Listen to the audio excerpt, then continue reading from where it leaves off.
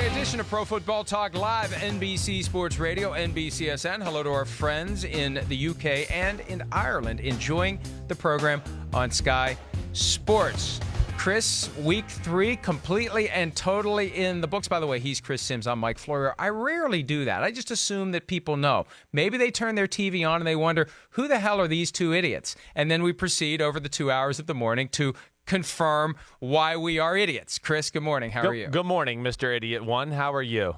I am doing fine. Well, I mean, we are idiots to a certain extent. I mean, we didn't think the Rams were playoff material, and here they are 3 weeks in looking just like the team they were last year. But there are some things we are right about. We did get more games right than we got wrong this weekend, and the one game that we got right was the Chicago Bears beating Washington, although for a while last night, it looked like Washington was going to make it interesting. But Mitchell Trubisky with 3 touchdown passes to Taylor Gabriel, who is listed as 5'7", 168, which means he's 5'5", 155. And this last one, if you're watching on NBCSN, a thing of beauty. Mitch Trubisky buys some time in the pocket.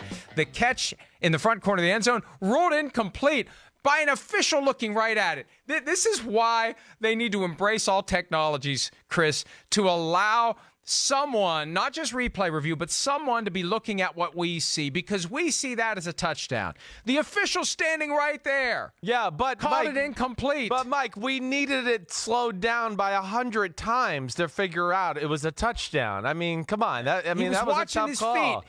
You need to see that in these are trained professionals who need to know in real time that that's a catch. Then they need to be paid more money, and then I'll start holding them a little more accountable. Hey, okay, but that's part of the problem. Yeah, it is part of the problem. But that's a tough call. Look at, he's looking right there. He's watching his feet. Okay, he's looking right at his feet. So he One down, two down, can't see if he got the ball in his hand yet. The ball did move. There's a lot to see there. That was about as bang bang as it gets. I mean, there's human error that's going to happen. That's why we had replay. They got it right. You're a human error. I am a human error. It is a fact, actually. 3 touchdowns for Taylor Gabriel, who ended up having a concussion later in the night. And you're talking about the short week turnaround Vikings game coming up on Sunday between Taylor Gabriel's concussion, Akeem Hicks with a knee injury. It's going to be a tough task for the Bears to be at full strength for a tough game at Soldier Field against a division rival. But for last night, look, up 28-0. And Chris, we've seen this time and again. Teams that have those big leads, very easy for the foot to slip off the gas pedal. And when that happens, next thing you know, it's a close game. Well, yes. Or potentially a close game. Yeah, potentially a close. I mean, it should have been a blowout. That's where it went. I mean, it should have been, a 42-10 type of game or something along that, that range. Of course, Mitchell Trubisky throwing an interception down there in the red zone, Josh Norman getting it. That really is what saved the Redskins and then gave them some hope. And then the Redskins have chances there in the fourth quarter for themselves to really make it a one-score game, and then they have another turnover, which kind of ends the whole thing. And the Bears go down and kick the kind of the game-clinching field goal. But the Bears' defense was the story of the game. Holy cow, were they unbelievable! The front seven, Khalil Mack, some of the creative coverages on the back end by Chuck Pagano. They're not missing Vic Fangio there. They're doing just fine on the defensive side of the ball. And, Mike, little identity on offense, finally. Mitchell Trubisky in rhythm. Let's use the short passes as our run game. Let's do it that way. I mean, I think there were some positives for the Bears to take away from this win. And you may not have noticed it on that first highlight that we showed of the sack of Case Keenum by Khalil Mack. You saw who was blocking him, didn't you? Yeah, well. Didn't you? Well, a tight end? Tight end. I mean. Yeah.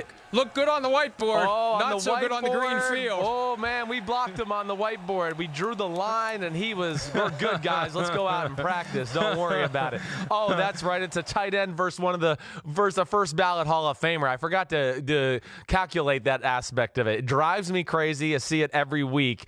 But that Bears defense kind of asserted itself last night to say, hey, don't forget about us. We're still one of the best in football.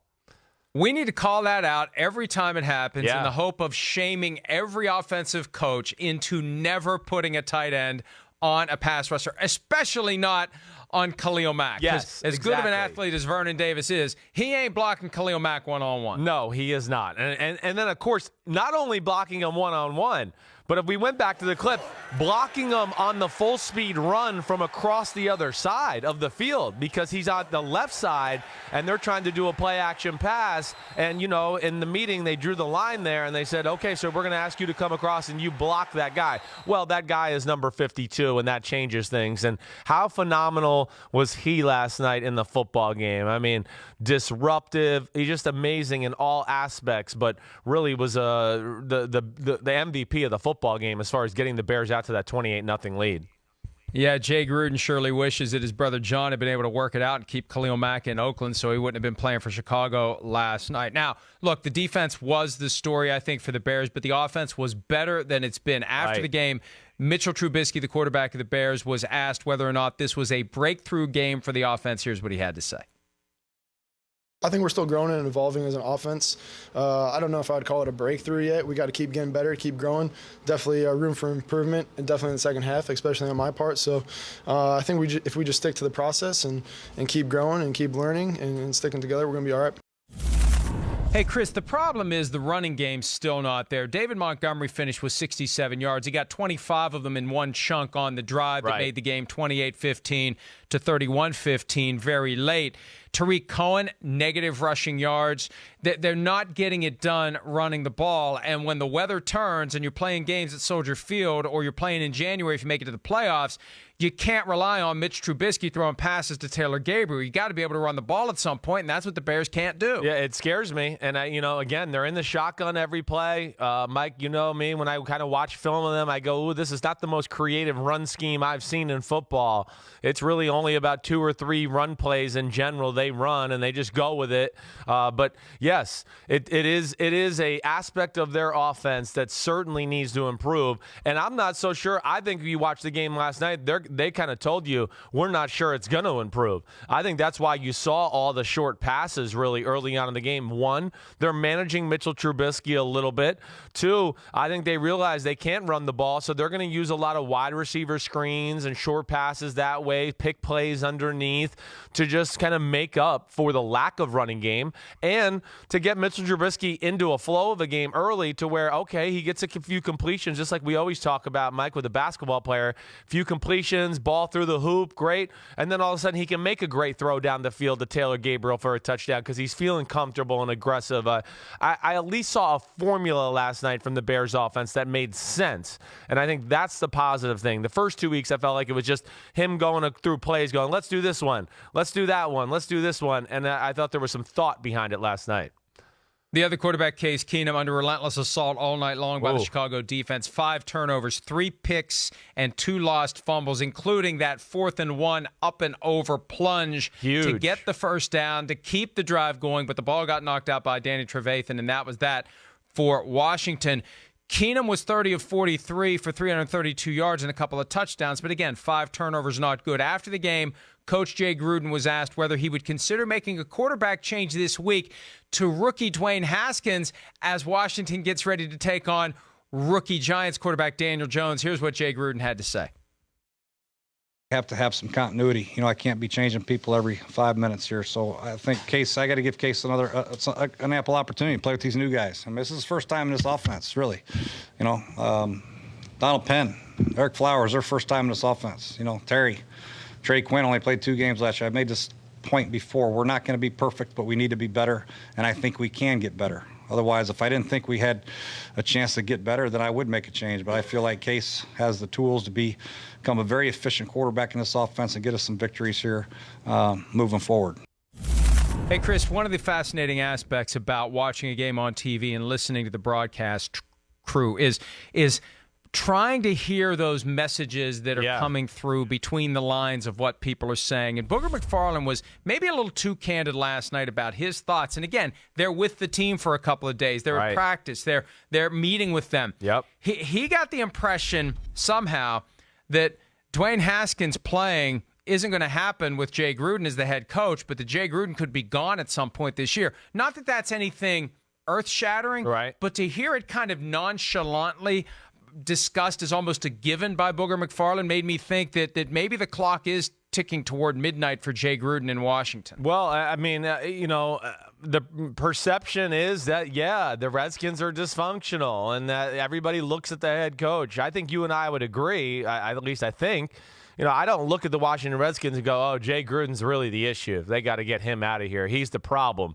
I don't. No, I mean, I don't look at it as like an overwhelmingly talented roster. I never looked at the team and said, oh, wow, this team's ready to win, and they're ready to win now, and Jay Gruden's messing this whole thing up. No, that's not the case. But, the team is in turmoil. There's a lot of issues. They're not that talented on the offensive side of the ball. Of course, there's no Trent Williams. And, yeah, he realizes the reality of the situation too, that if things don't look good, he is going to be on the hot seat. And I think he looks at it and goes, Dwayne Haskins raw. I know he's got talent. I like him, but he probably doesn't think he's ready to play at this point. And he's kind of mentioning there's a lot of young or first-time people in the offense around him. So I think he's scared of that formula, and he's trying to give Case Keenum his due.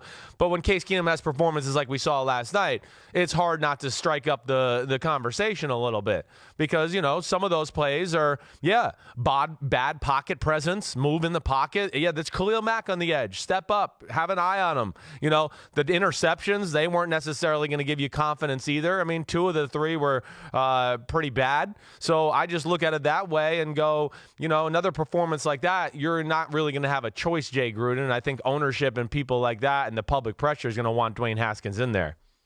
And remember what we said before the season. You don't want to go with Dwayne Haskins because you've got Philadelphia, Dallas, and the Bears right out of the gates. Yeah. It softens up considerably from a defensive skill standpoint. And really, if you want to give Dwayne Haskins his debut, do it this week against the Giants. Their right? This is the perfect time to do it. Yeah. Yeah, right. You're exactly right. I mean, if they're just like the Giants wanted to start Daniel Jones against a defense they felt like they could move the ball against and had a little familiarity with, I think that's the same for the Redskins. They got to look at it and go, damn, the Giants can't cover anybody. I mean, everybody can throw the ball on the Giants. Maybe this is the game. Oh, they can't pressure the passer either. Damn, that is a good game for a rookie quarterback. And I wouldn't be shy. I would think those conversations, when they watch the film, I think they'll be underwhelmed by what they saw from Case Keenum. And I think that conversation will at least start today, whether Dwayne Haskins gets in there. And Chris, this is the ultimate no-lose proposition for Washington. They could send Haskins out onto the field on Sunday at MetLife Stadium against Daniel Jones and the Giants and ruin his debut at home, right? And if they lose, what the hell? We were going to lose anyway. Right. But you could go out there and say, here's our rookie that went number 15. He's better than your rookie. He beat your rookie in his first home game ever, and they're never taking that away if it happens. I'd go with Haskins in a heartbeat. Yeah, I get it. I get it. It's a little bit more, I guess, about the feel of the team and where he thinks the offense is. I think I would probably lean towards Haskins at this point too. And it's not that Case Keenum's played that bad. The first 2 weeks he did a lot of good things. He did some good things last night to bring him back. I mean, we saw it. But just the simple fact of the matter is he's not the future, and the Redskins aren't going to the playoffs this year or the Super Bowl or anything like that. And at some point, you need to just say, okay, that is what it is, and let's start the new era. Hi, I'm Mike Tirico, and thanks for watching. Make sure to hit subscribe for the latest news and highlights from NBC Sports.